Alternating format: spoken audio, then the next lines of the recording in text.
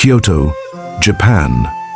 A young samurai named Haruto stumbled through the morning mist, sword in hand, not from the strain of training, but from a heaviness he could not name. His master, Takeda Sensei, observed quietly from the doorway of the dojo. "You are not tired because your body fails you," he said softly. "You are tired because your mind carries burdens it should not." Haruto did not understand. He trained tirelessly, sleeping little, pushing his limits every day, yet he awoke each morning feeling empty, like a well drained of water. Across Japan, legends spoke of an older swordsman, Kaito Musashi, whose life seemed impossible. He fought countless duels, wrote philosophy, painted, meditated for days, and yet never displayed exhaustion. How did he endure what others could not? Takeda Sensei saw the question forming in Haruto's eyes. "Energy does not come from effort," he said. "It comes from alignment. The body is simple, the mind is complex. When your actions are fragmented, when you chase approval, when you measure your worth against others, every movement costs far more than it should." Haruto remembered the last duel in the dojo, when he had been defeated by a student far younger, far weaker. He had swung and struck, yet something inside had faltered. That night, Takeda guided him to a quiet garden, dew clinging to the leaves, sunlight soft and golden. "Tell me," he said, "why do you train?" "To become strong," Haruto said instinctively. "Why? To honor my family, to prove myself, to be seen." Takeda held up a small pebble and placed it in Haruto's palm. "Every time you train to be seen, you carry a stone. Every time you compare yourself, another stone. Every hesitation, every overthought decision, another stone." He continued, placing imaginary stones until Haruto's hand felt impossibly heavy, though the pebbles were few and small. "You are not tired from the sword," Takeda said. "You are tired from carrying what is not yours." Musashi never carried stones. He trained to master himself, not to impress or to compete. That night, Haruto lay awake, the pebble pressing on his mind. Every school test, every social encounter, every achievement he had chased for recognition, all carried weight he had never released. In the morning, Takeda told him he would learn a method few understood. Not a sword technique, but a practice of energy, alignment, and the way of walking alone. Haruto objected. "I came to learn to fight," he said, "and that is why this path is necessary," Takeda replied. "You cannot master fighting while your spirit leaks energy like water through cracks. First, seal the cracks. Then, fill the vessel." The next day, Takeda led Haruto to the storage room. Mountains of equipment, swords, scrolls, clothes, blankets, all stacked in disorder. "Take what you need for 1 year in the mountains," he instructed. Haruto began to gather items, selecting carefully, yet unconsciously accumulating a burden of potentialities. Extra swords, multiple sets of clothes, brushes, scrolls, cooking tools. Takeda watched in silence. "Now, remove what is of no use," he said. Haruto hesitated. "But master, I might need this." Musashi wrote, "Do nothing which is of no use. Every possession, every attachment, every expectation not aligned with your path is a weight." Gradually, Haruto removed half the pile, then more, until only a single sword, a bowl, 1 set of clothes, and a blanket remained. Takeda nodded. "The first principle of inexhaustible energy is simplicity. Carry only what aligns with your path." The two walked to a grove beyond the mountains. Takeda drew a figure in the dirt, a man hunched under a massive boulder, exhausted, versus a man walking free, unencumbered. "Modern people," he said, "carry invisible stones, resentment, comparison, worry, obligation. They wonder why they are tired. You carry stones, Haruto, stones you cannot see yet feel with every breath." For the first week, Takeda asked Haruto to notice every moment he performed for someone else, every second spent comparing, every thought of approval. By the third day, Haruto realized he performed in every interaction. Sword forms, meditation, meals, even speech, all tainted by the need to be recognized. Takeda's instruction was simple: notice without judgment. Stones exist not to punish, but to reveal where your energy leaks. By the 7th day, Haruto's awareness had shifted. The split between action and performance, the duality of self versus expectation, drained more energy than any sword swing could. Musashi understood this before his first duel. He did not fight to win, he fought to exist fully in the moment. Presence, not exertion, generates energy. Week 2 introduced the practice of singular action. When you eat, only eat. When you train, only train. No thought of comparison, no projection, no desire for approval. Haruto struggled. His mind wandered with every strike, every step, until Takeda stopped him. Your body is here, your mind is elsewhere. Musashi's strikes, his paintings, his philosophy, all flowed from unified attention. Slowly, hours turned to days, and moments of complete alignment appeared. Haruto began to glimpse the effortless state Musashi had mastered. Week 3 tested comparison. In sparring, energy drained faster when facing stronger students and rose when facing weaker ones. Takeda had Haruto practice blindfolded. Without visual cues, there was only the opponent's movement and his own response. Energy stabilized, no judgment, no comparison.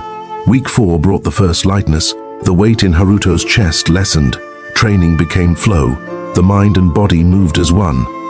Takeda introduced a concept of ordinary mind. Hosen Pingchan, action without mental weight, presence without thought of reward. Removing stones was only the beginning. Understanding the purpose of walking the path was next. By the 5th week, Haruto began walking along a mountain ridge before dawn. Mist clung to the pines, droplets shimmering in the faint light, and the wind carried whispers of streams far below. Takeda followed silently. Today you do not train with the sword, he said. Today you train with the wind. Haruto frowned. How does one fight the wind? The wind is not an enemy. Observe it, flow with it. Do not resist its direction, but move as it moves. Haruto lifted his arms and allowed the breeze to play along his robes. Takeda circled him slowly, watching the subtle reactions. Alignment is not about force. Force drains. Harmony generates motion without fatigue. Musashi wrote, "Perceive those things which cannot be seen with the eye." Haruto felt the invisible currents pressing on him, tugging him to one side, lifting him slightly, and he realized he had been resisting, unconsciously bracing against the natural pull. Each adjustment, small and imperceptible, required no effort. His body moved as part of the world, and for the first time, exhaustion did not follow exertion. Takeda introduced another principle, clarity of purpose. Every morning, Haruto would select one action, one pursuit, and commit fully. Today, he would sharpen his sword. No thought of skill, no thought of impressing Takeda, no thought of future duels. The whetstone pressed against the blade, rhythm following rhythm, each stroke deliberate.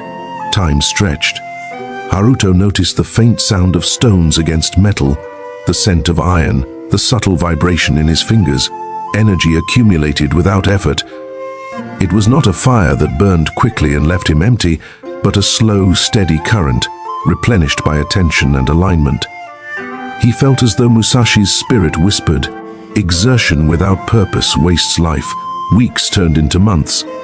Haruto began to notice the stones in himself he had never recognized.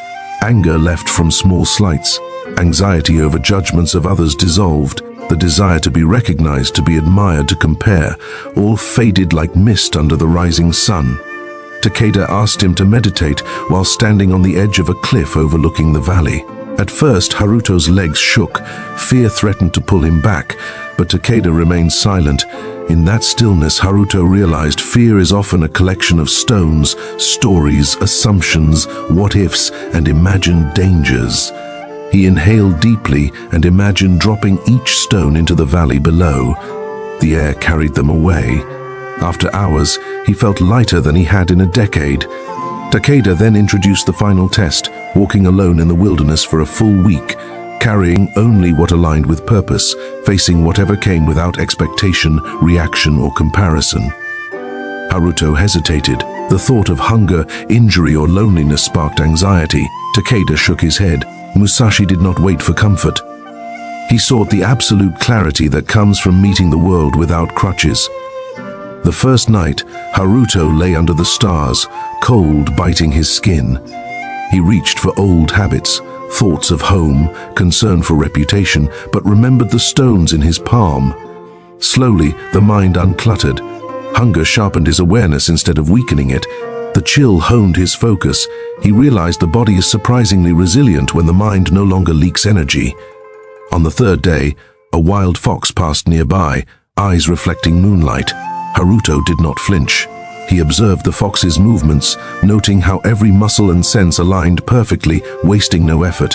The fox was alive with presence, not with striving, and Haruto understood Musashi's silent lesson: mastery is not about victory over others, but mastery over distraction, over wasted effort, over the stones you carry.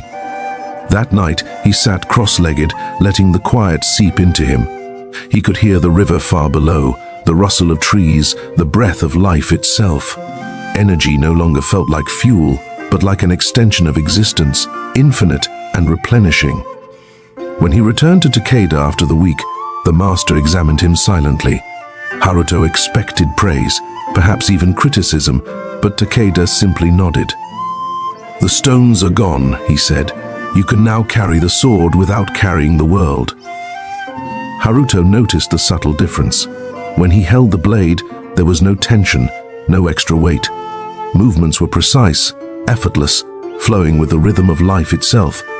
Musashi understood this centuries ago. A mind unburdened, a body aligned, produces results that appear effortless, yet are built on the foundation of awareness, simplicity, and presence. Takeda explained the final lesson. The path of a Zen warrior is continuous.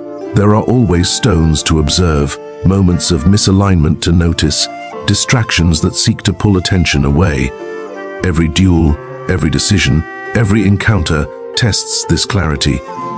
Energy is not something you obtain once and store. It is something you cultivate, moment by moment, breath by breath, action by action. When the body moves freely, the mind rests. When the mind rests, the spirit soars. When the spirit soars, mastery emerges not as a trophy, but as living fully without obstruction. Haruto began to integrate these lessons into daily life. Inspiring, he moved with complete awareness, no longer fighting for approval, victory, or fear of loss. His presence unsettled opponents more than any skill, because it carried certainty, focus, and calm. Outside the dojo, he spoke less, listened more, and noticed how relationships changed when attention was fully given. Tasks that had once drained him now produced energy, not fatigue. Simple routines, when done without distraction, became meditative. Even walking from one room to another became a practice. Months later, Takeda took Haruto to a river. "Look at the water," he said. Haruto saw currents, eddies, reflections. The river moves without forcing. It adapts, flows, endures, reshapes. The strongest do not resist the flow. Haruto understood. Musashi never fought against what was natural. He used what existed, harmonized with it, and acted decisively. Energy, like the river, is abundant when not obstructed by unnecessary weight. Stones will always exist, but awareness allows their release. The Zen warrior walks lightly, acts decisively, and carries no stone heavier than purpose itself. Months turned into seasons. Haruto returned to the village, but he was no longer the same man. He moved with calm precision, each step intentional, each breath measured. Villagers noticed his presence. Children paused in curiosity, elders nodded in quiet respect. Yet Haruto carried no pride, no arrogance, only the quiet confidence of alignment. The stones he had once carried, the fear of failure, the need for recognition, the restless mind, were gone, replaced by clarity. Takeda had taught him that mastery is invisible to the eye. It is felt in the subtle energy of a being fully present. Haruto began teaching others, but not as a master instructing novices in swordplay. He taught them to see their stones, to feel the pull of misalignment, to recognize wasted energy. One young boy, fearful of his own shadow, trembled during their first lesson. Haruto asked him to hold a branch lightly, to let it move as it wished, and then to follow its sway. The boy stiffened at first, resisting, seeking control. Slowly, he learned to release. His fear diminished, his energy shifted. Haruto smiled, realizing that mastery is less about technique and more about presence, awareness, and the courage to face the self without disguise. Even in battle, Haruto's new approach was evident. Opponents who relied on brute strength or flashy movements underestimated him. He did not react immediately. He observed. He adjusted. When he struck, it was not with force, but with precision. Energy flowed through him without waste, guided by intention rather than impulse. Those who faced him felt an inexplicable calm, as if encountering a force beyond ordinary competition. Musashi wrote that the ultimate victory is to win without fighting. Haruto began to understand that sometimes the true duel is not with the opponent, but with the tension, fear, and distraction within oneself. The seasons continued to change. Winter brought snow that blanketed the mountains in silence. Haruto walked the ridges alone, recalling the first lesson Takeda had given him. Energy is infinite when not obstructed. Snow pressed down, cold biting through robes, yet he felt warmth in alignment. Mind and body moving as one, he realized that the Zen warrior is not someone who fears hardship, but someone who uses it to sharpen focus, to cultivate clarity, to practice presence. Life itself becomes a dojo, each moment a training ground for the mind, body, and spirit. One evening, by the river, Haruto reflected on the journey. Stones had once weighed him down, the desire for approval, the fear of judgment, the restless mind. He had learned to release each one, consciously, moment by moment. The river flowed as before, yet he perceived it differently. It was a mirror of life itself, ever moving, adaptable, powerful, yet yielding to nothing unnecessary. To walk the path of a Zen warrior is to move with the current of existence, aligning action with awareness, effort with flow. Energy is not consumed but multiplied, as presence and purpose combine. He recalled the fox during his solitary journey. Its effortless precision, the quiet mastery in every movement, was not learned, but inherent. Haruto realized that this was the essence of the warrior's path, to cultivate natural alignment until action becomes instinctive, effortless, and yet entirely conscious. Struggle does not disappear, but the response changes. Where once he reacted with tension, he now responded with clarity. Where once fear clouded judgment, he now acted with awareness. Where once energy was wasted on distraction, it now returned, replenished by intention and focus. Haruto taught students that mastery is not a destination but a living process. They practiced sword forms, yes, but also walking, breathing, observing, releasing. Each practice session became a meditation, each challenge a lesson in alignment. Haruto emphasized patience. A mind burdened with expectation cannot see clearly. A body tense with unnecessary effort cannot move freely. Energy flows where attention goes. To release distraction is to amplify strength. To carry only purpose is to wield power without resistance. The path is simple, but not easy. It requires constant awareness and courage to face the self without excuses. Years passed, and Haruto grew older, yet his vitality never waned. The villagers no longer saw the boy who struggled with fear, nor the man weighed down by ambition. They saw a presence, steady and unwavering, that inspired without words. Even Takeda, now frail, observed him with pride. Haruto approached his master one dawn, watching the mist rise from the mountains. "I understand now," he said quietly. "Master, I see how the stones I carried were never outside of me. They were the mind's illusions, distractions from alignment." Takeda nodded, eyes reflecting the morning light. "You have understood. The sword is not mastery, presence is. Energy is not fuel, it is awareness. And the Zen warrior carries nothing heavier than purpose." Haruto continued his journey, but not seeking fame or recognition. He wandered, practiced, taught, and observed. Every encounter became an opportunity to release another stone, to deepen awareness, to refine alignment. Musashi's lessons echoed in every step: simplicity over complexity, awareness over force, presence over reaction.